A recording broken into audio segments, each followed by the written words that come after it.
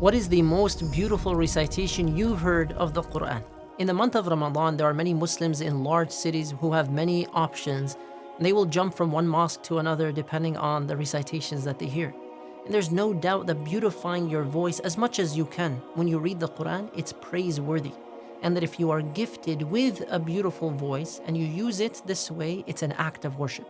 The Prophet ﷺ told us, whoever does not beautify the recitation is not from us, meaning that you attempt to recite it properly. And he ﷺ said, he is not one of us who does not recite the Quran in a beautiful or pleasant voice, meaning in two different ways, that you are attempting to recite it correctly and that you're putting in effort. It doesn't mean that you are gifted with a beautiful voice or not. Rather, it means you're using as pleasant a voice as you can, and more important, that you are reciting correctly, pronouncing the letters, the words as best as you can, and trust me, you can learn. Some students who do not speak Arabic as their native language may feel that it's too hard to do that, but the majority of the greatest scholars of Quran in our history are non-Arab. And it's important to note that although native Arabic speakers may have an easier time sometimes pronouncing Arabic letters, they also need to study and practice to make sure that they're pronouncing the words in the right way. And sometimes it's very different than the way that Arabs speak in everyday life, meaning culturally in terms of custom. And of course, many times the non-Arab students will excel and surpass their classmates who are Arabs, and this is the reality of life. And one of the scholars, Ibn al-Jazari rahimahullah, he says there's no difference between the one who knows the Quran and the one who does not, except for a person except for the exercising of the jaw, meaning effort.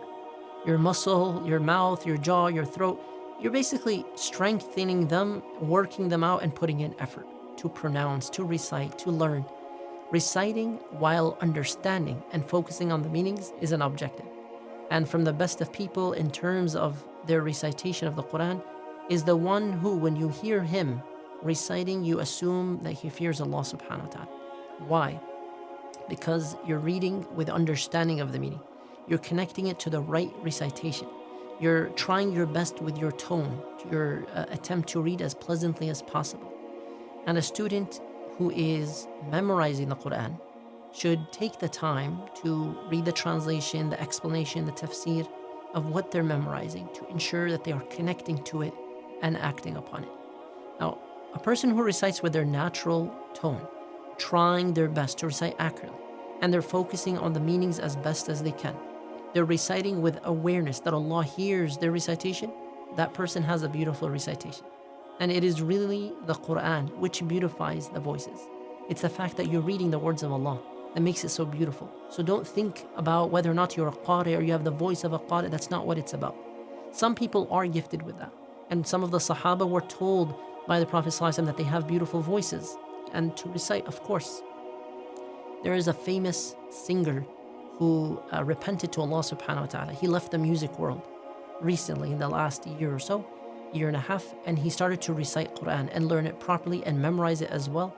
And his life completely changed, but he is using the gift that Allah gave him for the recitation of the Quran. So one of the greatest things you can do when Allah blesses you with something is to use it as an act of worship. Use it to get closer to Allah subhanahu wa ta'ala. What's one thing you can do today to start trying to beautify your recitation of the Quran? And if you would like to share a favorite recitation, go ahead and share it.